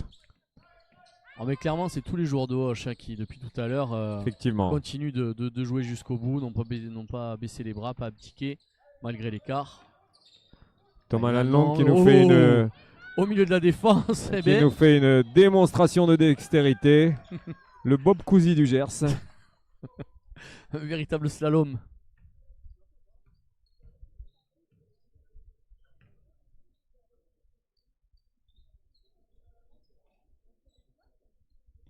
Et il obtiendra 2 lancers. On rappelle que le TOAC est dans la pénalité et du coup toutes les fautes hors offensive bien sûr donneront 2 lancers francs à suivre. Par contre ils en auront laissé quelques-uns sur la ligne des lancers francs. Langue là qui est 1 sur 2 lui aussi.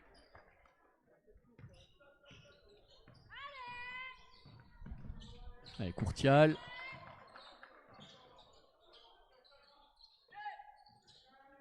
Ça reste à 3 points sur le transfert. Allez, Lanlong continue de mettre de la vitesse. Trouver Njoya dans le jeu rapide. Nouvelle faute offensive d'Njoya. Ouais, sur le rebond nouveau.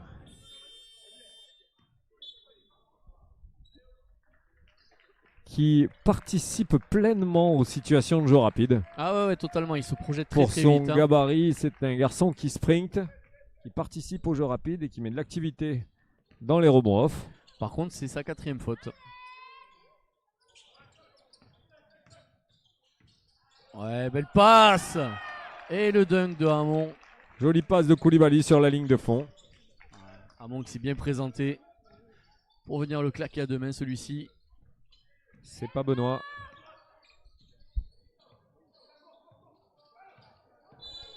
Ah.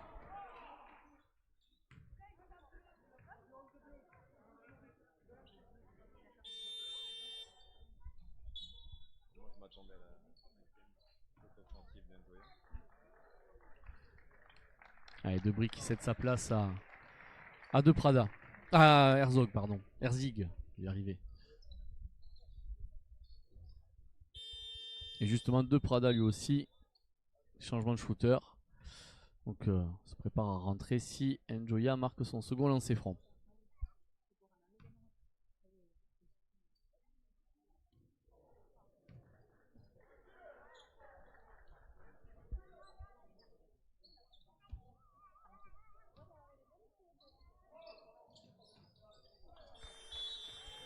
Allez, sortie de Njoya, retour de Théo De Prada.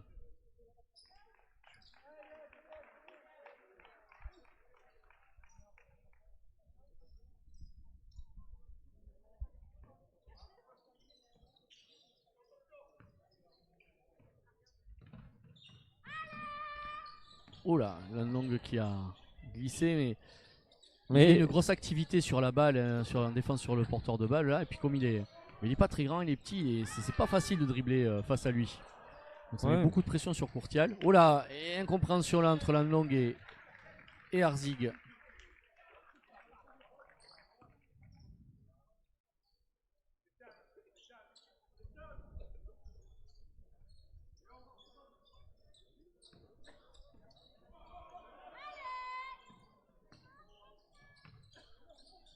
Ouais, c'est 3 dernières minutes de cette rencontre. Le Toac qui a la balle avec toujours cette situation de pique dans l'axe. Un switch à 3. Bonne défense de petit Lataste là qui vient s'interposer devant le tir. Ouais, et puis qu'il y a de l'envergure, forcément, ça dissuade, ça gêne. Théo De Prada, 3 points en transition.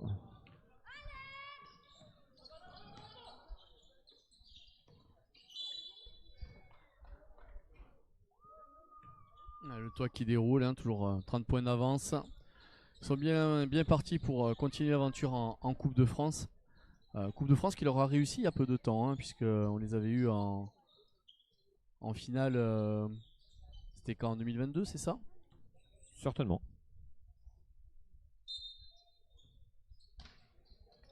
C'était face à Fougères. En 2023 peut-être.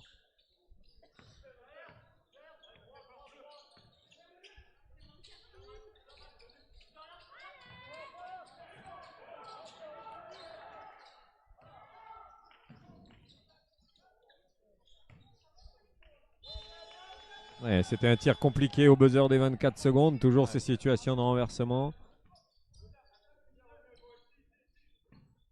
C'est vrai que, à l'image de ce que dit Raphaël Pasquale, joueurs intérieurs qui sont encore au bout de 38 minutes surpris que les trappes viennent de la ligne de fond et qui continuent à attaquer leur duel vers la ligne de fond. Et Lanlong qui continue lui. Ce qui fait la différence entre les vieux briscards et les jeunes joueurs qui ont peu de culture basket pour l'instant. Et c'est normal. Ils apprennent leur métier.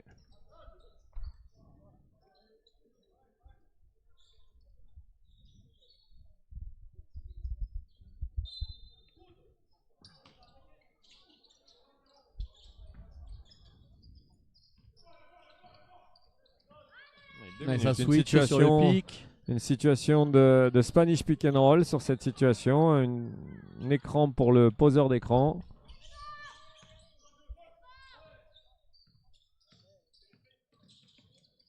Lanlong continue d'attaquer très fort, hein, dans les intervalles. À l'opposé du pic ce coup-ci.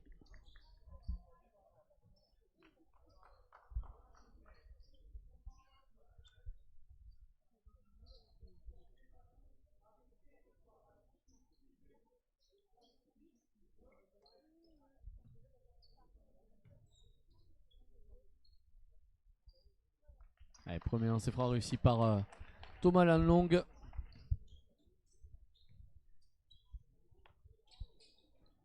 Et le deuxième également. On va bientôt voir la fin de cette confrontation entre deux de nos 3 équipes de National 2 de la région, puisque il y a également Montpellier-Mosson qui joue en National 2, pensionnaire d'une autre poule, mais également dans cette division. Voilà, qui est plutôt vers le sud-est de la France et l'est. Faute de Prada. Théo de Prada un peu frustré d'un marché qu'il aurait vu et qui n'a pas été sifflé. Je crois qu'il n'était pas le seul à l'avoir vu.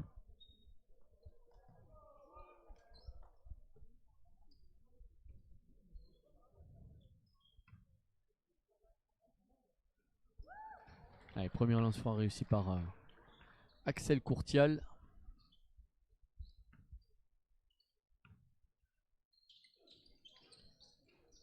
Ouh, ça va haut, hein. Il y a Rod Silva là qui vient la volleyer cette balle pour la remettre dedans. Et ça sera donc 2 points supplémentaires. Voilà, donc une action à 3 points pour le TOAC.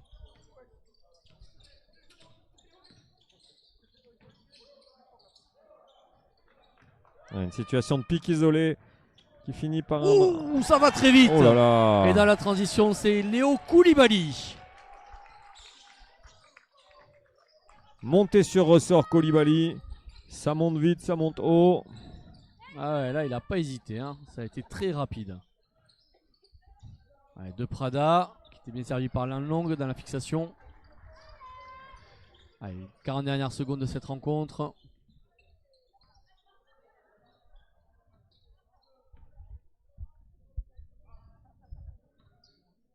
On prend le temps, on va jouer sur un pic.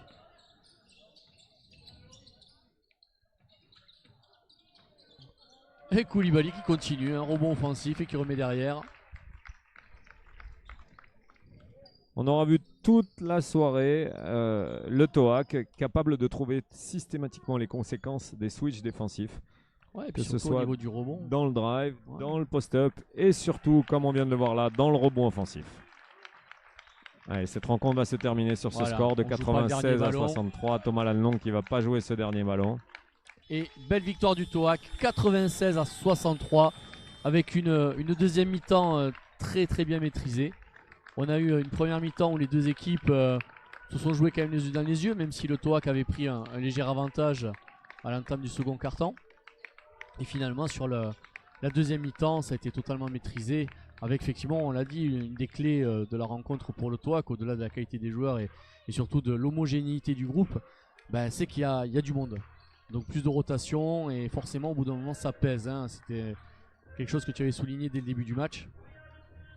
Les rotations, les fautes, la fatigue, tout ça a pesé évidemment. Et il fallait bien qu'à un moment l'écart se creuse. Donc belle victoire du TOAC en tout cas face à une équipe de Auch qui n'a pas démérité et qui surtout a continué de jouer jusqu'au bout.